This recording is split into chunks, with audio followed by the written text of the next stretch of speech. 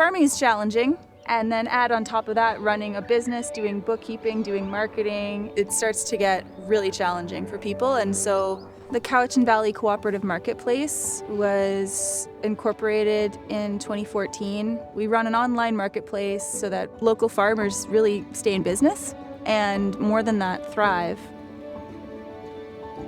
The main issue that we solve is being able to provide access to all the local goods and produce that we have in the valley here. We provide to residents of the Cowichan Valley as well as to Victoria, and so a lot of these people aren't able to get out to farms themselves, not necessarily able to come out on a Saturday to a farmer's market, but we really give like an easy way direct from home, log in on your phone or your computer and see all the wide range of products that we offer.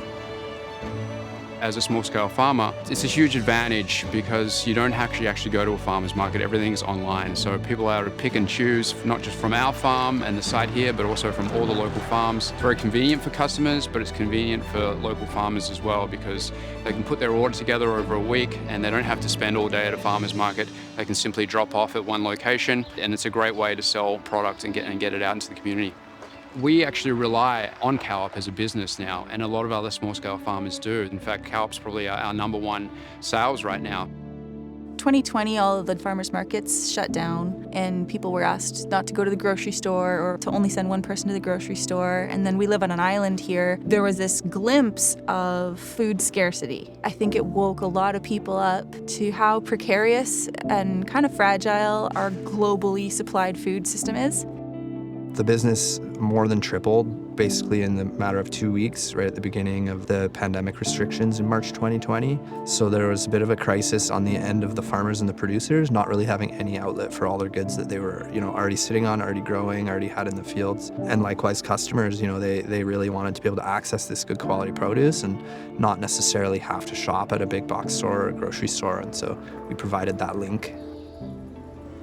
Kyle and Laura are just a great team to work with. They're holding up that fortress there for us. It's one more way of being able to sell our produce. The administration of the co-op is a cost that has to come covered from somewhere. So if we don't get any funding to support that investment, then the farmers have to take more out of their pockets, and we're already stretched. It means that the price of produce has to come up. And in a market where we're already trying to keep the price of food to a certain level so that people can eat, we see the price of inflation going up, the price of lodging. I think having a constant supply of local food and making sure you secure where your food comes from is going to be very important.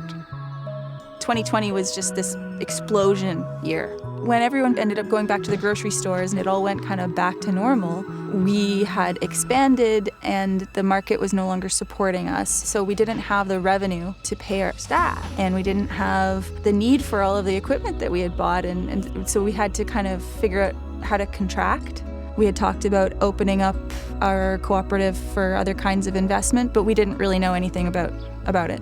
We're farmers. So that's when the Investment Readiness Program gave us an opportunity to pitch a business planning project. And we have already implemented some of the recommendations that came out of that process. It's been kind of eye-opening. I think we've learned now that the sales revenue couldn't ever really possibly be enough unless we raised our margins to match the big grocery stores, which we're just not going to do. It's not fitting with our mandate. So instead, we have to look at other ways to earn revenue. My coworker and I also were able to participate in some coaching sessions through the IRP, and that was really valuable for us. I just came out of those sessions with a list. My notebook was full of different ideas that we could try.